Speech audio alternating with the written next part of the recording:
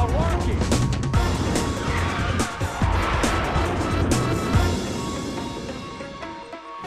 Hello and welcome to a special edition of Planet America. I'm John Barron. And I'm technically still on holiday, but I'm Chaz Luchagallo. Yes, we are back to look at the 8th public hearing into the events of January 6th, 2021. That, of course, is when a few overly enthusiastic Trump supporters overly enthusiastically let themselves into the Capitol building to show how overly enthusiastically upset they were at Trump being robbed of the presidency. Or when the President of the United States, Donald J. Trump, sent an armed mob to stop Joe Biden, rightfully being declared the winner of the presidential election, trying to steal said election, hang Vice President Mike Pence, stage a coup and overthrow American democracy. Two schools there, one probably wrong.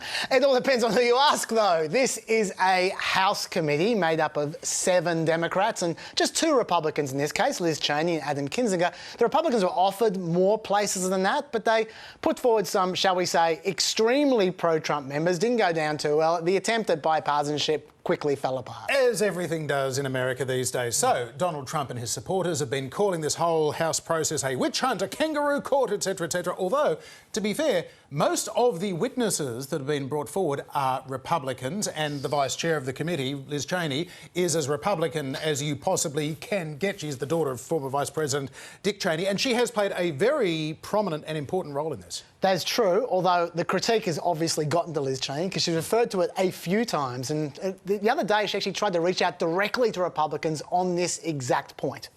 In these hearings so far, you've heard from more than a dozen Republicans who've told you what actually happened in the weeks before January 6th. Several of them served Donald Trump and his administration, others in his campaign. Others have been conservative Republicans for their entire careers. It can be difficult to accept that President Trump abused your trust, that he deceived you. Many will invent excuses to ignore that fact. But that is a fact. I wish it weren't true, but it is. She tried. Yeah, good luck with that. Now, today, the star witnesses were the former Deputy National Security Advisor, Matthew Pottinger, and the former Deputy Press Secretary to Donald Trump, Sarah Matthews. Although both of these significant, Chaz, because they were in the White House on the 6th of January and they both resigned basically in disgust because they said, I can't serve this president anymore, with only 2 weeks of the presidency to go, by the way. But I don't know about you, I didn't feel as though this was kind of the shock, cliffhanger, prime time really demands of a show like this. 2.5 hours of prime time and it was like, Yeah, look, I've got to say that I felt like we already know a lot about January 6th. It's been covered a lot. What we really wanted, especially from these 2 people who were in the room, was some kind of insight into Donald Trump's state of mind. Yes. Donald Trump didn't talk to either of these people. And the people who Donald Trump did talk to, they're not saying anything. So there's still that black box around Donald Trump even after today. Yes, we literally don't have a Richard Nixon-style Oval Office taping system to tell us exactly what was going on, although there is that trail of evidence, the text messages that were being exchanged by others saying the president wants this, the president said that. But you're right, it's all kind of second-handy.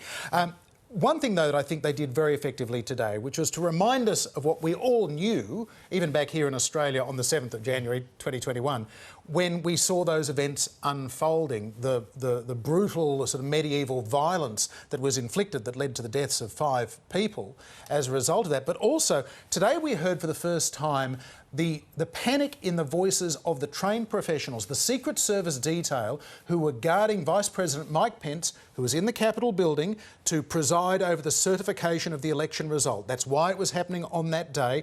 Pence was there to basically rubber stamp that process. Donald Trump had been pressuring Mike Pence to not allow that certification to happen because he wanted to try and find a way to overturn the election result rather than to certify it. But as those thousands of rioters turned into an attacking mob, well, have a listen for yourself. Quite chilling.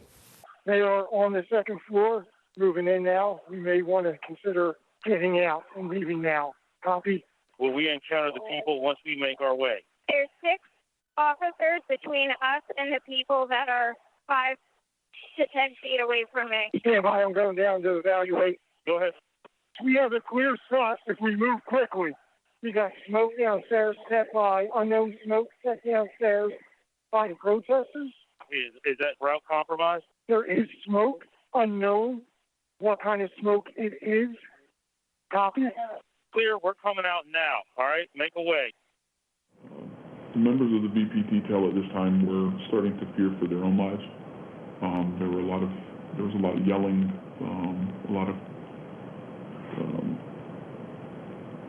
lot of very personal calls over the radio. So it was disturbing. I don't like talking about it, but there were calls to say goodbye to family members, so on and so forth. So we are seeing the Secret Service, the elite force that is charged with protecting the life of the President, the Vice President, senior cabinet officials and their families, confronting the moment when, to escape this mob, they're realising they're going to probably have to kill some American citizens or risk their own lives and the life of the Vice President of the United States. And we also heard evidence today of them using that same communication platform to send farewell messages to their families, of eerily reminiscent of people on board the planes on 9/11 saying, we think we're going to die right now. Yeah, and I think it's really important that one thing these hearings do, if we leave aside the circus, is just to reiterate how bad January 6th was, because Americans, we all do, have the memories of goldfish, and over time we just go, oh yeah, there was that riot, whatever. But I think these hearings have really made quite vivid just how much of an absolute outrage the whole thing was. Yeah, and Mike Pence was then ushered down into a secure location in the basement. They tried to get him, we learnt in one of the earlier hearings, they tried to get him into his Secret Service vehicle and to drive out. Mike Pence refused to get into that vehicle because he did not recognise the driver. In that moment, he allegedly feared he was being kidnapped by people pretending to be the Secret Service. But we also know that this was possibly a part of Trump's plan. If this was the conspiracy that the House committee is framing here, that their plan was to make sure Mike Pence got out of there, that he ran, tail between his legs, because they did not want him to certify this election result. They wanted to buy themselves some more time. Yeah, it was all about postponing, which is, I think, another important service this committee has brought forward, because I don't think people considered that before, that this was actually a tactic. Because you go, why does he want to riot? Yeah. Well, there's a point to it. Delay. Yeah. Well, then the big focus of today was that 187 minutes that we haven't really known too much about in the process so far, between Trump finishing his speech just after 1 p.m. at the Ellipse, that was the big rally at the back of the White House, and then when he made his Twitter speech a little after 4 p.m. What was he doing in that period of time? Well, we learnt today that he was watching Fox News in the White House dining room. We unfortunately didn't hear what he was eating. We do know, though, that he was getting lots of text messages being sent to him via his Chief of Staff, Mark Meadows, from including members of his own family, his cabinet, senior advisors, all urging Trump to intervene to stop this riot. And, well, here are some of the messages. Don Jr. first texted Mr. Meadows at 2:53. He wrote, "He's got to condemn this shit ASAP. The Capitol Police tweet is not enough." Mr. Meadows replied, "I am pushing it hard. I agree." Don Jr. responded, "This is one you go to the mattresses on. They will try to fuck his entire legacy if it gets worse." Mr. Hannity texted at 3:31 to say Trump needed to deliver a statement to the nation telling the rioters to leave the Capitol. Mr. Meadows responded that he was, quote, on it. Throughout the attack, Mr. Meadows received texts from Republican members of Congress, from current and former Trump administration officials, from media personalities, and from friends.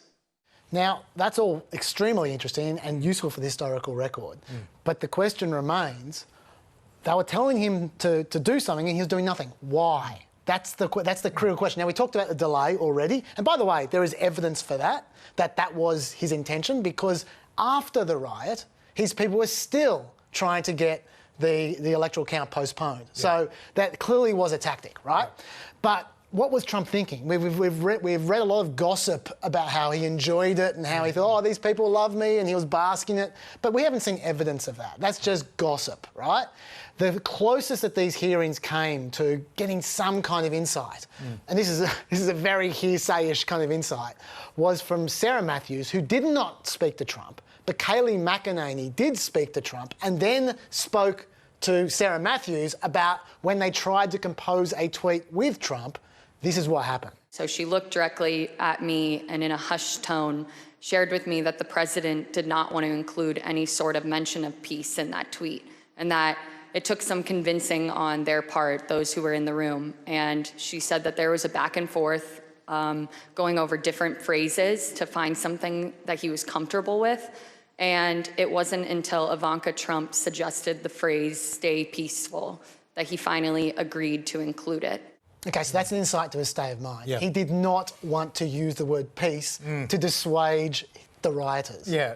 And speaking of an insight into Trump's state of mind as well, there was also this little tidbit when the following day, so the evening after January 6th, January 7th, Trump finally gives the speech that a lot of people wish that he'd given 24 hours before, but there were things that he just would not say in the prepared remarks that his staff had written for him. Today we got to see the outtakes from that January 7th speech where Donald Trump is still, state of mind stuff, still not conceding that he has lost the election or that it is even over. But this election is now over. Congress has certified the results. I don't want to say the election's over. I just want to say Congress has certified the results without saying the election's over, okay? But Congress is certain. Now Congress is Yeah, certain. right. Now Congress I didn't say over, so let me see. Go to the paragraph before. The final bit of intriguing evidence I thought was right at the end into Trump's mindset. But once again, secondhand. It's through Steve Bannon. This is Steve Bannon talking before the election privately about their strategy. And what Trump's going to do is just declare victory, right? He's going to declare victory. But that doesn't mean he's the winner. He's just going to say he's the winner. The Democrats, more of our people vote early that count. Theirs voted mail. And so they're going to have a natural disadvantage, and Trump's going to take advantage of it. That's our strategy. He's going to declare himself a winner. So when you wake up Wednesday morning, it's going to be a firestorm. Also, if Trump is losing by 10 or 11 o'clock at night, it's going to be even crazier. No, because he's going to sit right there and say they stole it. If Biden's winning, Trump is going to do some crazy shit. So, is Bannon just offering an opinion there, or is he revealing what Trump's strategy was? Well, you can certainly see why Steve Bannon would rather go to court and face a charge of contempt of Congress this week than to appear before the January 6th committee with that on the record. But look, let's recap some of the highlights of the previous 7 public hearings that we were too busy to cover. For me, perhaps the most memorable testimony so far came in late June. That was the surprise hearing when the former aide to Trump's Chief of Staff, Mark Meadows, Cassidy Hutchinson, gave some very colourful descriptions of the president's behaviour leading up to and on the 6th of January. And we also got a clearer picture as well of the dynamics behind the scenes in the White House, where essentially President Trump was getting his formal advice from the likes of legal counsel Pat Cipollone not to march to the Capitol on the 6th, while the informal advisors, affectionately referred to as the crazies by the likes of Cipollone, we're talking about Rudy Giuliani, Michael Flynn, usual suspects, etc., they were saying, Mr. President, you've got to go. Here's what Cassidy Hutchinson had to say. I remember looking at him saying, Rudy, could you explain what's happening on the 6th? He had responded something to the effect of, we're going to the Capitol. It's going to be great. The president's going to be there. He's going to look powerful. He's going to be with the members. He's going to be with the senators. Talk to the chief about it. Talk to the chief about it. He knows about it. I just had an interesting conversation with Rudy. Mark, it sounds like we're going to go to the Capitol. He didn't look up from his phone and said something to the effect of, there's a lot going on, Cass, but I don't know, things might get real bad on January 6th. Did Rudy Giuliani ever suggest that he was interested in receiving a presidential pardon related to January 6th? He did.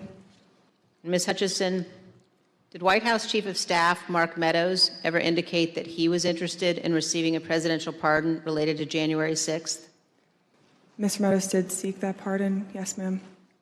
So, Chaz, a lot of the attention on that was the sort of the colourful descriptions of Donald Trump throwing his lunch against the wall when Bill Barr gave that interview with the Associated Press in December saying, look, there's no voter fraud here, etc., etc. The other thing, of course, was this picture of the President of the United States reaching over and wrestling with the Secret Service driver of his armoured vehicle to say, we're going to the Capitol. Extraordinary stuff, which none of which is actually illegal. It just goes to the temperament and the suitability for the presidency of Donald Trump, which in a political sense, and remembering this is entirely a political process, this looks like a legal process, but this is all politics in this congressional hearing process at this stage. You'd have to say that may also be the most damaging because he looks like a petulant 5-year-old. He does, although ironically, I reckon his supporters would have loved him even more for knowing that he did actually want to march with them. He's a take control kind of guy. Because that's the knock on him. That's one of the knocks on him after that. They said, oh, yeah, he just wanted to suck his supporters into riot for him. He didn't mean he was going to march with them, but apparently he did mean it. On the question of legality, though, and it's obviously the big parlour game in Washington these days, does this amount to, seditious conspiracy, or is this obstruction of an official proceeding? What could, Merrick Garland possibly charge Trump with?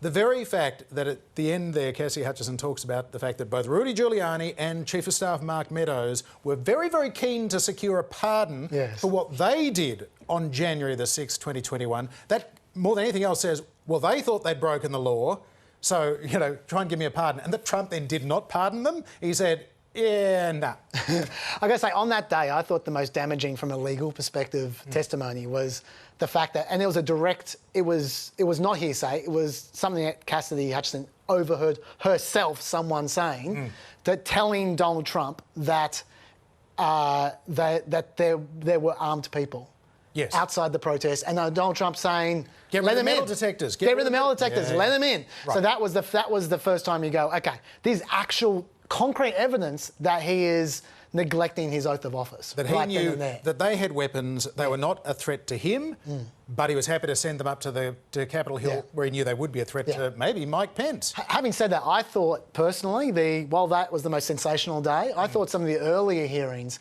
had, for me, some more interesting testimony in terms of just just how neglectful was Donald Trump of his duty. One question which we've talked about ad nauseum is, does he really believe he lost the election or won the election? I mean, because maybe he's just nuts. Like, all the evidence is clearly that he lost the election, but maybe he just doesn't believe it. There was which is important, because if it's going to be fraud against the American people, another possible charge that's floating around out there as an idea, you have to show he knew what he was saying about the election being stolen was wrong, that it was a deliberate fraud. Exactly. Now, they did a masterful job, I thought, in the hearings, detailing how many people in his administration appointed by him explained to him on numerous occasions that he lost and that all his theories he kept on going about were wrong. They investigated them over and over again. There were hundreds of investigations going in the Department of Justice, following up all rabbit holes from the internet. And a lot of judges sat back there, Trump-appointed judges in the various states, saying, yeah, nah, no fraud here. At one point in time, literally, some loon sent Mark Meadows a YouTube clip, which he sent on to the head of the Department of Justice, who then investigated it. A YouTube clip. That was what they were doing. And I thought the best example of this, to just illustrate Trump, he must have known.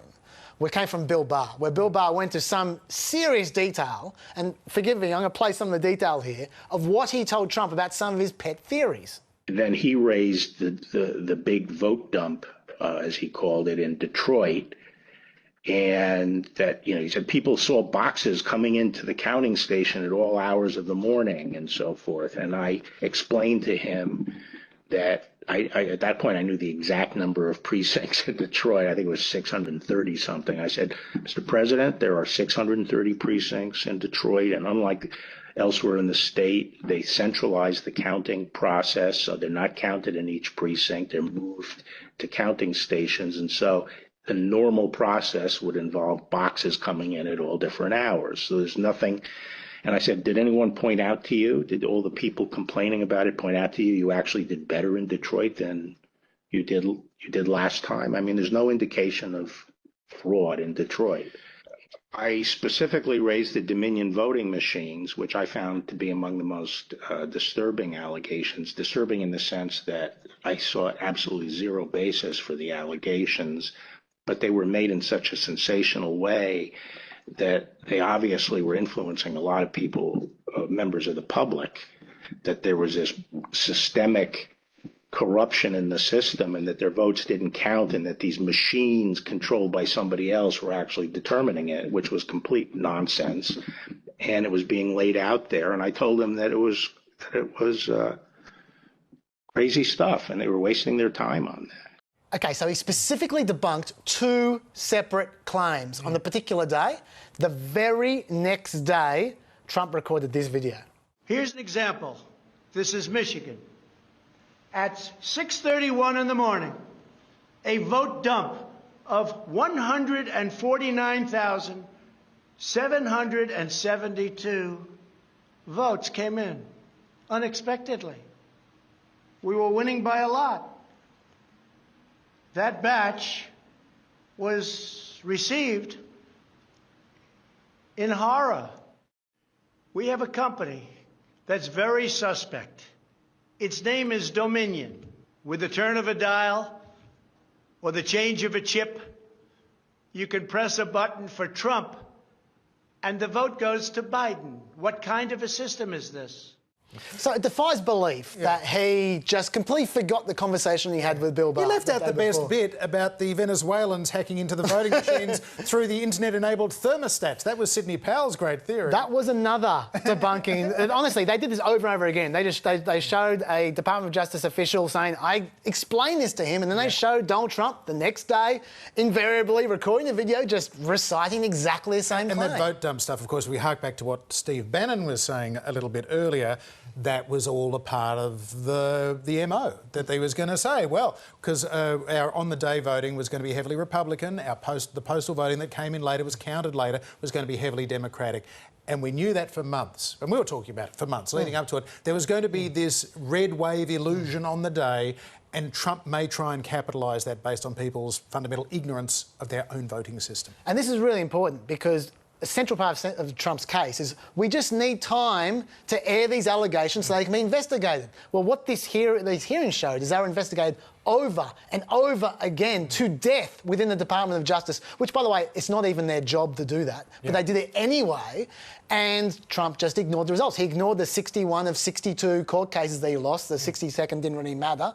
Even though 10 of those were Trump-appointed judges, he ignored all this stuff. So, and I thought Liz Cheney got to the nub of all this. After they showed all this evidence, Liz Cheney summarised it all up with, I thought, quite a great little summary. President Trump is a 76-year-old man. He is not an impressionable child. Just like everyone else in our country, he is responsible for his own actions and his own choices. As our investigation has shown, Donald Trump had access to more detailed and specific information showing that the election was not actually stolen than almost any other American. And he was told this over and over again. No rational or sane man in his position could disregard that information and reach the opposite conclusion. And Donald Trump cannot escape responsibility by being willfully blind. The other thing which I thought they did very well was showcase some of the victims of some of these shenanigans. Because it's very easy to turn to a big joke and go, oh, Hugo Chavez, ha, ha, ha. But there were human beings, election workers, who were part of some of these videos whose lives were entirely ruined because another part of his strategy was pressuring state workers and state legislatures. They mentioned the fact that he actually he tweeted out the home phone number of the Speaker of the House in Michigan, who's then life was overturned. Person after person talked about how their lives were ruined by these ridiculous theories that Donald Trump knew were not true. And I thought the best example of this was an election worker who was in the middle of it was a ridiculous theory. I won't even go into the details. She talked about the effect on her life afterwards. It's turned my life upside down. I no longer give out my business card. I don't transfer calls. I Don't want anyone knowing my name. I don't want to go anywhere with my mom because she might yell my name out over the grocery aisle or something. I don't go to the grocery store at all. I haven't been anywhere at all. I've gained about 60 pounds. I just don't do nothing anymore. I don't want to go anywhere. I second guess everything that I do. It's affecting my life in a major way, in every way, all because of lies. Yeah, an important reminder that there were many different sorts of victims of the events of that day, including those who lost their lives, those who were badly injured, the Capitol Police officers that have been unable to return to work, and the committee has done it. You could see cynically how could be a form of emotional manipulation, but it is also bringing this back down to serious real-world consequences. But obviously, this story has a long, long way to run. We're probably going to be talking about this for at least another 2.5 years, I guess, until we know, one, is the Attorney General of the United States, Merrick Garland, going to recommend charges be laid against Donald Trump? Is Donald Trump going to announce he's running for president again before the midterms this year, after the midterms? Will running for president shield him legally? Will he become the Republican nominee? Will he be president again, Chaz? We've got about 2 minutes to answer these questions and more. Look, I haven't seen slam dunk evidence for criminal charges at this point in time. Like I said, it's always second hand. There's always a bit of a black box. Yeah. So this is sort of a trail of breadcrumbs in a way. But they're kind of saying, by putting these witnesses on the stand to give testimony in public like this, they're essentially saying to Merrick Garland and the Department of Justice, OK, they'll tell you this and more if you really ask them. So maybe this should be a line of inquiry, but we just don't know where that's heading. I should say there's plenty of evidence why he possibly shouldn't be president again if he's going to run. And I think that this is very much directed at Republicans, even though a lot of Republicans aren't watching, in the hope that I think what Liz Cheney wants is for DeSantis to be the nominee in 2024. I think that's what this is really about, trying to win over enough Republicans so Trump loses a primary. Whether they've achieved that, I don't know. Republicans will make up their own mind. Well, already we are seeing a poll effect that Donald Trump is now, for a long time he was getting 80, 90% support amongst Republicans, but now the majority of Republicans in some polls are saying they would like somebody other than Trump to be their nominee. And not necessarily because they think that he's in some criminal legal jeopardy, but that they have seen enough of him behaving like a 5-year-old to not want to go back to crazy town. And that's where I can see someone like Vice President Mike Pence, who has so far emerged from this process as looking pretty good under pressure, that, well, if he can say, with me, you get the Trump policies that you and even Matthew Pottinger and Sarah Matthews, a lot of these witnesses have said, I believed in what Trump believed in, but we just didn't like the crazy and the temperament. Well, with Mike Pence or maybe Ron DeSantis, you can have a cool head and the conservative policies you want. Can I just leave you one thought, though, of who should go to jail? For sure, absolutely for sure. I can't believe there's any question about this. In fact, we should hang them, James. Is the amount of witness tampering going on is just chronic. Like Liz Cheney at the end of every hearing says, and Donald Trump tried to ring one of our witnesses, and someone tried to contact another witness. She had one the other day. I'll just play. It goes for a few seconds. This was an actual phone call that one of the witnesses received. Quote, a person let me know you have your deposition tomorrow. He wants me to let you know he's thinking about you. He knows you're loyal and you're going to do the right thing when you go in for your deposition.